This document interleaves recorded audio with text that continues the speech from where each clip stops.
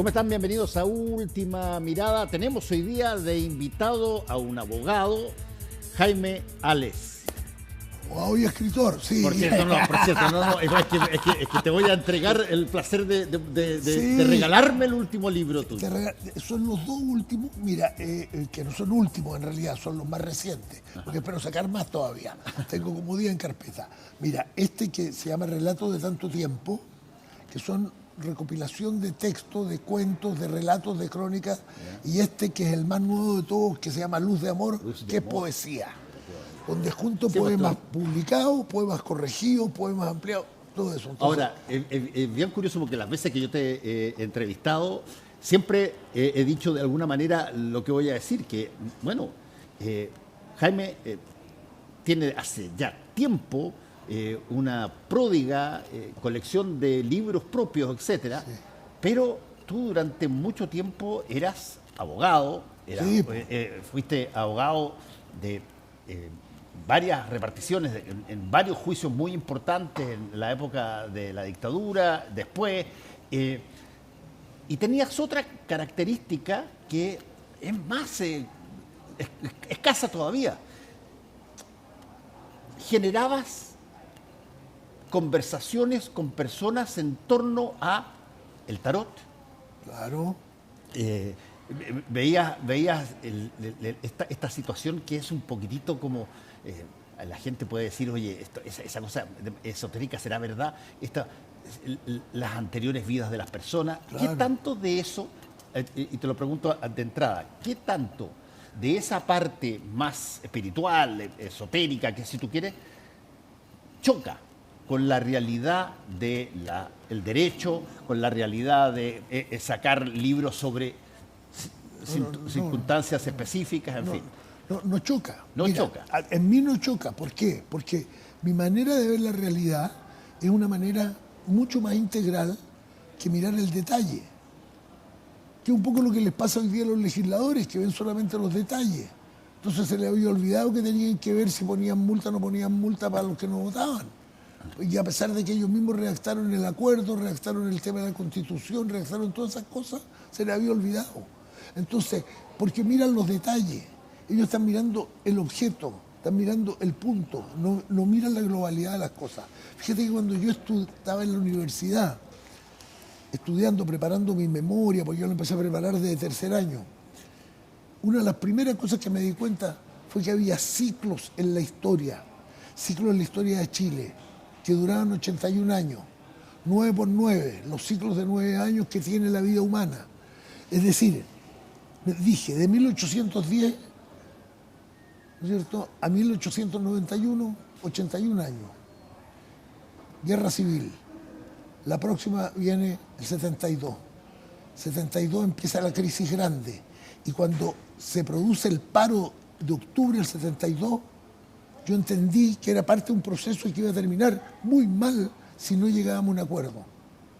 Y trabajamos por el acuerdo, mucha gente, yo trabajé, encabecé cosas, escribí cosas, hice mucho, para lograr un acuerdo que evitara el colapso que era ya inmediato, que era imparable, porque estaban como todos trabajando para el colapso, con una actitud y otra, entre Altamirano y el almirante Merino, te digo, los contenidos eran distintos, pero los dos querían lo mismo, el colapso, que la Marina se rebelara.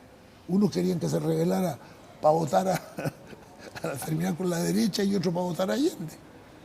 O sea, te quiero decir, eso está en los ciclos de Chile. Entonces, lo esotérico, lo espiritual, los números, la historia, el universo tiene ciertas leyes que nosotros podemos mejorar las cosas, podemos hacer que el mundo sea mejor, pero ahora, también podemos hacer que el mundo sea peor. Ahora, Jaime Ale, ¿qué tanto es el valor de eso esotérico que tú llamas, de las señales, de lo espiritual, de estos ciclos?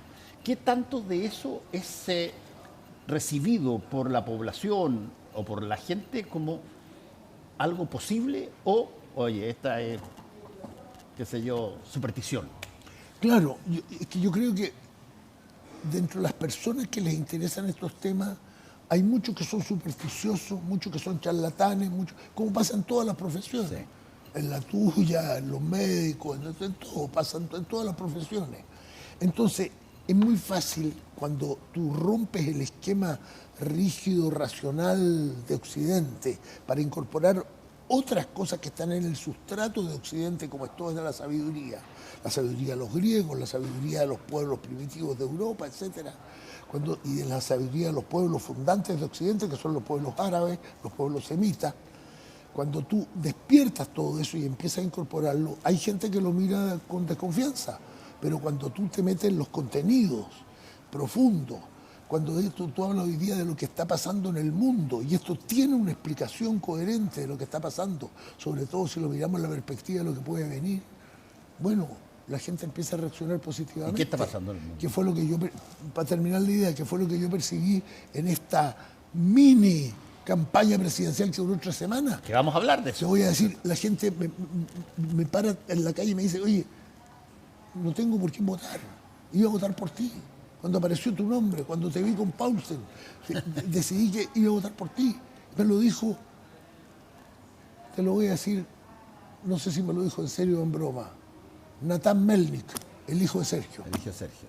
Cuando le hicimos Que tuvo una relación contigo muy por eso, cercana. cuando nos juntamos para hacer un homenaje a Sergio, un grupo chico nos juntamos, él me dijo eso, me quedé sin candidato. Bueno, fíjate, es interesante que pongas ese tema porque cuando surgió esta idea dentro de un grupo de personas dentro del Partido Demócrata Cristiano de llevar candidato, cosa que no pasó ni en la primaria, pero de llevar candidato, y sale tu nombre, tú dijiste que sí, que estabas dispuesto. Claro, bueno, sí. ¿Y qué pasó de ahí para Bueno, no llegar a nada? Lo que pasó, si tú me dijiste hace un momento qué está pasando en este momento en el mundo, bueno, esto es lo que pasó. Lo que pasó allí fue que hubo 2 grandes grupos. Un grupo que estaba dispuesto a poner las ideas al servicio de Chile, a poner la voluntad para trabajar en busca de un camino diferente, y otro grupo que no le importaba que las cosas se polarizaran, que lo único que le importaba era estar donde podía seguir teniendo influencia.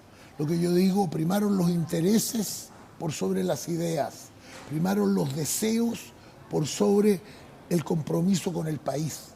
Y entonces la democracia cristiana tomó una decisión, a mi juicio, equivocada, probablemente la peor de su historia, la peor, porque fue como dispararse en los pies, porque estaba generando una posibilidad igual a 0. ¿Y tú eras la única persona que eventualmente podía presentarse candidata o no? O sea, pues que podía ser cualquiera, pero que estuvo dispuesto el único. El otro que estaba dispuesto no era militante, pero quería el apoyo a la democracia cristiana, que era Marcelo Trivelli. Y Marcelo lo intentó. Marcelo quería, y habló con mucha gente cercana a los delegados de la Junta, para que se aprobara la idea de un candidato, porque él creía que en una disputa conmigo él podía ganar internamente. ¿Me entiendes? Puede ser, perfectamente. Sí. Ahora, cuando yo he conversado con él y he visto sus planteamientos, nos parecemos mucho en muchas cosas que decimos, ¿no? Probablemente él tiene otras experiencias y otras miradas de otras cosas. Ahora, pero cuando jugamos. Entonces, ¿qué pasó con ese grupo de gente? Ese grupo sigue conectado hoy día. Estamos reflexionando en una especie de grupo que se llama Ideas para Chile. Que estamos diciendo, bueno, pase lo que pase ahora, el país sigue viviendo, el mundo sigue avanzando, las cosas siguen pasando en el país y hay que proponer ideas que nos permitan salir de este esquema polarizado. Y desde ese punto de vista, Jaime Ale, ¿qué tanta duración le adviertes al Partido Demócrata Cristiano? Que ha venido cayendo progresivamente, claro, como también han caído otros, Partido Radical, en fin, han tenido... Pero, ¿qué futuro le ves a un partido que en un momento dado tuvo la capacidad de sacar un presidente sin tener coalición, solo, como fue Eduardo Frei Montalva? Y de ahí en adelante, ¿qué ha pasado? Tú que estás tan bien cerca y que podrías eventualmente... Bueno, las causas se han analizado en una profundamente. Candidatura. Quizás Carlos Uneus fue el que lo dijo más claramente en una carta que mandó, un artículo que mandó al Mercurio, donde él lo que dice es que las directivas demócratas cristianas fueron pactando pactando renuncias y olvidando la idea principal, que es qué país queremos construir. Y primaron mucho más estas cosas, las alianzas, los pequeños acuerdos, y se fueron olvidando las cuestiones fundamentales. Hoy día se le rinde mucho homenaje a Edgardo Benninger, que era un hombre que yo le tengo mucha admiración por muchas cosas, pero no por su posición y lo que hizo en la Concertación, porque lo que él hizo fue justamente hacer la renuncia a las ideas. Él fue demócrata cristiano por una cosa sentimental, pero no fue demócrata cristiano por sus ideas. Él nunca tuvo ideas demócratas cristianas, nunca. Y él entonces lo que hizo fue justamente llevar a las directivas demócratas cristianas a una cosa pragmática, a buscar soluciones pragmáticas. Con las soluciones pragmáticas había otros que lo hacían mejor. Si tú tenías al PPD, que era un partido sin ideología, sino que era un partido exclusivamente de programa, y tenías a otros grupos dentro de los, qué sé yo, socialistas y los radicales, que lo hacían mucho mejor en lo pragmatismo. La democracia cristiana, el valor que tiene es su mirada de futuro y los proyectos y las cosas que puede hacer. ¿Por qué tú dices que Edgardo Benninger no era apropiadamente un demócrata cristiano de ideas? De ideas, sí. Porque nunca lo fue. Él era un hombre de derecha moderada cuando fue candidato a rector y ganó. Y la democracia cristiana no lo apoyó la primera vez. En la Universidad de Chile. En la Universidad de Chile. No lo apoyó la primera vez.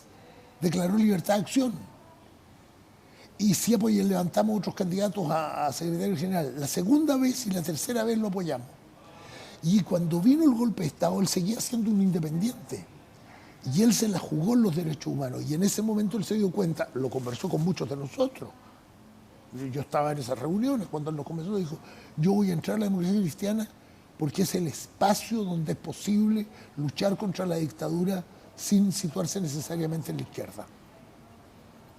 Pero su primer documento, mira, el año 1980, Eduardo Frei Montalva armó una cosa que se llamó el Proyecto Alternativo, que era invitar a gente de distintos sectores, economía, agricultura, infancia, etcétera, etcétera, derecho, justicia, para pensar en el gobierno que tendría que asumir después del fin de la dictadura. Y la economía quedó a cargo de Edgardo Benninger. Su documento económico era un documento que lo podría haber firmado De Castro en ese momento, Kelly, o sea, los ministros de Economía que tenía la dictadura, Vigil. Era un documento neoliberal 100%. Y nosotros que trabajábamos en esas reuniones, yo era el coordinador de la Comisión de Justicia, fuimos destrozándoselo. Pero él luchó y lo mantuvo callado. Y se aprobaron algunas de sus ideas y otras no. Pero cuando llegó el momento de tener el poder, él aplicó eso. Oye. Y él hizo que Volkswagen cambiara de tesis. Bueno, has mencionado varios de los que fueron, de alguna manera, figuras tutelares de la democracia cristiana, pero muchas de estas cosas que estamos conversando no es una cosa que todo el mundo haya visto escrito en alguna parte, son más bien ruidos internos dentro de un partido. Claro, por eso te digo, si Benninger es una gran persona, un tipo muy inteligente y comprometido con los derechos humanos. Sí. Pero te digo, más allá de eso, el diseño, la democracia cristiana se fue disparando en los pies.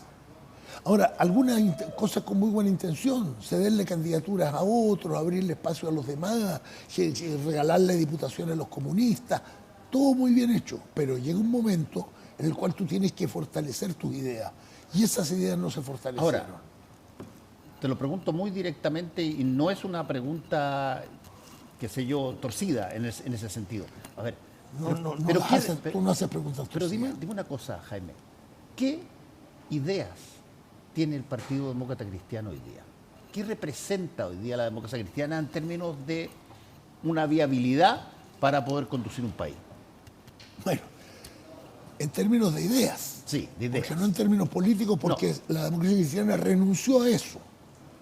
Y le dio el apoyo a Janet Jara, sí, que en las encuestas no ha incidido en nada. A la vez el apoyo de la ACEL. Sí, nada. El apoyo de la ACEL. Janet Jara tiene el mismo porcentaje que tenía antes del apoyo, lo tiene ahora, el mismo. La democracia cristiana es un partido que ve al mundo al mundo chileno, al país, como una globalidad, donde no hay, digamos, no hay una preocupación segmentada por un problema u otro, sino que es ver cómo funciona sistémicamente, tiene una mirada sistémica, en que lo central es la persona humana, lo central es el ser humano concreto, y el ser humano concreto no aislado, no un individuo, y tampoco colectivizado, sino que un ser humano que está integrado en la sociedad y que puede participar. Por lo tanto, el primer paso que da un proyecto demócrata cristiano es validar instancias de participación. Y eso significa educación, educación cívica y educación en todo el plano, todos los planos, instrucción, formación de la gente. Eso es lo primero, ese es el primer objetivo. El contribuir a que las personas sepan más, entiendan más de sus problemas y de cómo esos problemas se insertan en el país.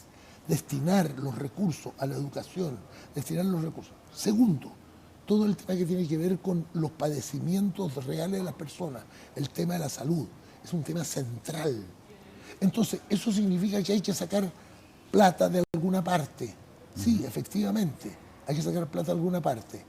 Y sacar plata dando mecanismos de mucha seguridad al país, pero con mecanismos de eficiencia y de eficacia. Por ejemplo, ¿qué sentido tiene tener un gasto tan alto en la previsión de las Fuerzas Armadas,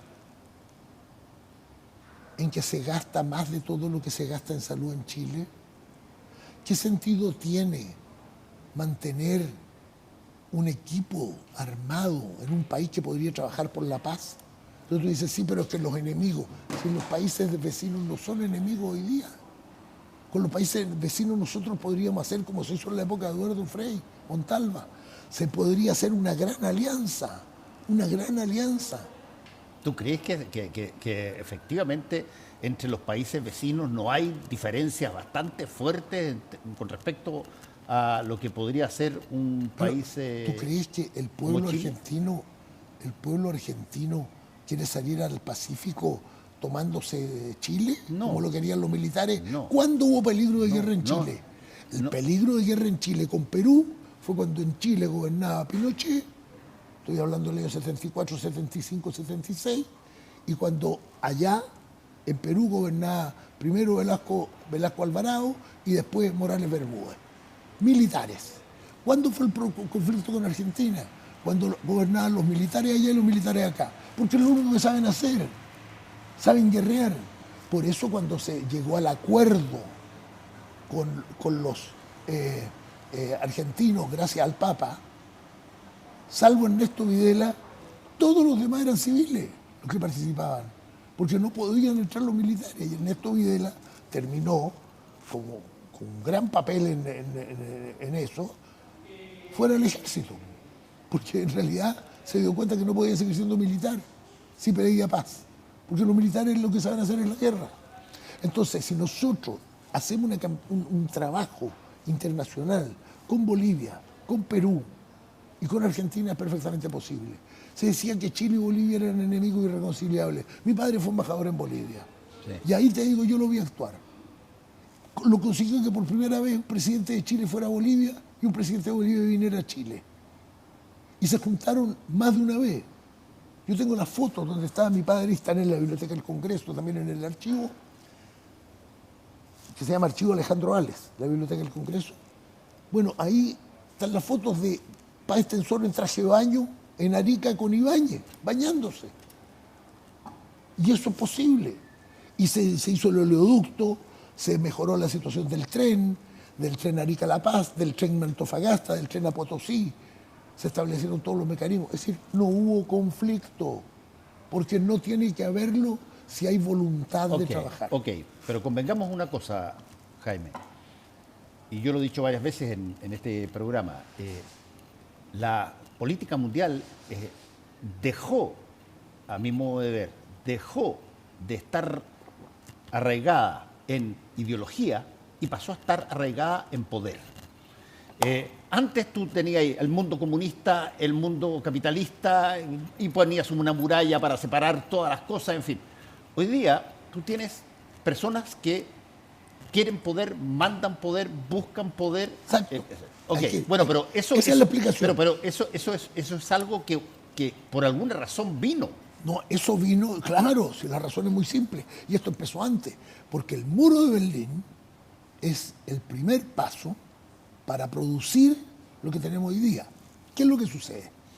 Que cuando el mundo comienza a avanzar hacia algo de más entendimiento, los países se unen, se forma Alemania, se forma Italia, que a finales del siglo XIX, cuando los países empiezan a trabajar en otra línea, algunos se dan cuenta de que eso significa perder poder.